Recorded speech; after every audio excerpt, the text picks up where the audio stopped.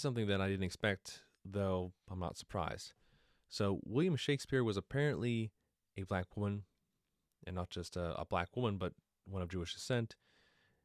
And the name of this lady is Emilia Persona.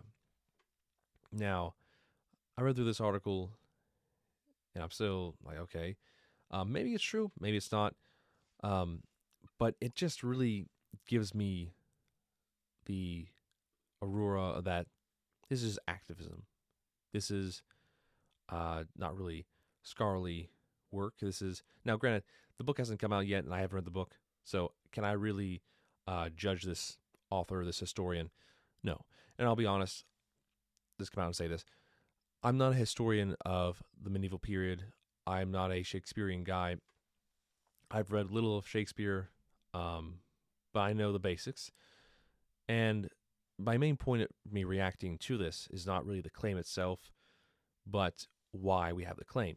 Now, let me just explain the claim is that Shakespeare apparently stole the work of this lady, and this historian makes this point that historians have not managed to explain how the Stratford man, a semi-illiterate moneylender, managed to gain such a level of erudition.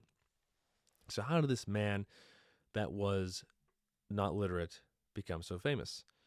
Now, another article that I will add to this video, be in the description below, talks about how this claim is bogus because he did go to a grammar school. He was taught. And many people, even though they didn't go to like the nicest schools back in the day or even today, can still be very educated because they have the desire to learn for themselves or self-education. It's just that desire to learn more. And they can still be just as good as somebody that has a degree. So that doesn't make any sense. But also, this person, saying that they're of Jewish descent. One of the plays that I know about from Shakespeare, the Tempest, there's a scene where it's anti-Semitic. It makes this Jewish merchant look bad, which was something of the time where these merchants, these Jewish moneylenders, were bad for society, and there was much persecution of them all throughout Europe, not just in England, before Shakespeare, during his time. So why would somebody of Jewish descent write that? Doesn't make any sense to me. But also, there's a great debate between History Revealed and an activist that was on GB News, I think Great Britain News or something like that, where they debated this subject. And both of them agreed that this woman was not black and she was not Jewish. And I was like, wow, really? So this historian is making this claim, and like the lady was actually of Italian descent, and so she may have been from Morocco, but she was not somebody that was, black or of Jewish descent. So it's like the whole thing falls apart. And that's where this problem comes in that we've seen so many times through academia is, activism. We're putting politics and identity politics first for the sake of just social justice work. That's not even true. Again, that's not even true. Now, maybe this historian makes a good case when the book comes out and will, back up her sources or back up her claims with sources that will prove that she's right. But again, as we've seen before with the 1619 Project, among other things, where, people or historians, activists will make these claims and it's not even true. And now, I know people in academia that truly love their jobs and they're passionate about it, and like they may disagree on a political spectrum, be on different sides of the fence, but they're scholars.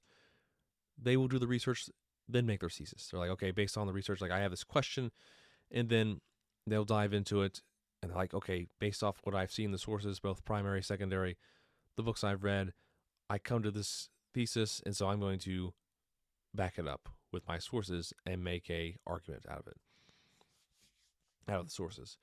So that's how it's supposed to be done. But academia has been plagued by this for years, And this activism has got to really stop.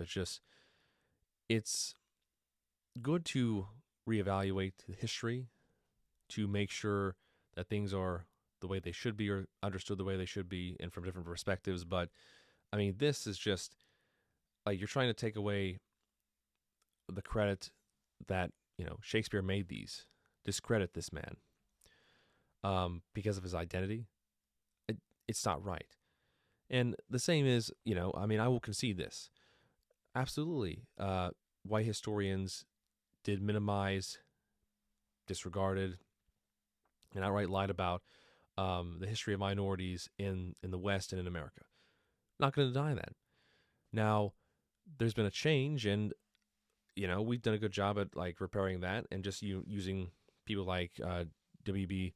Boys, who did record a lot of African American history in the United States, and so like we're still looking at that like, okay, thankfully these guys saved this history, and so we're able to use that, and nothing's wrong with that.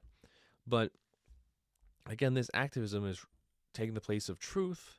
It's taking the place of truly scholarly work, and that's where I have a problem with it. And I'm not the only one that has talked about this. There's been many others that have, and I think probably the most prominent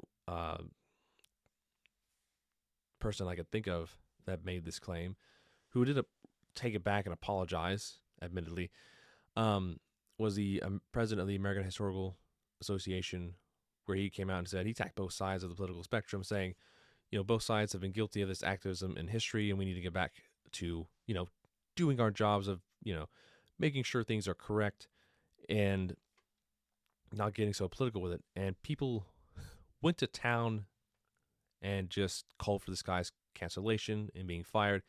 And so he apologized. Now, it was a half-hearted apology, but still, he apologized for it. And it's sad to see that, that our historians that you think would be there to defend history, the truth of what happened, just cave, And like, granted, like pressure can be horrible and just, pretty bad to the point you're like, okay, I don't want to lose my job, but I know, but then it keeps making things worse.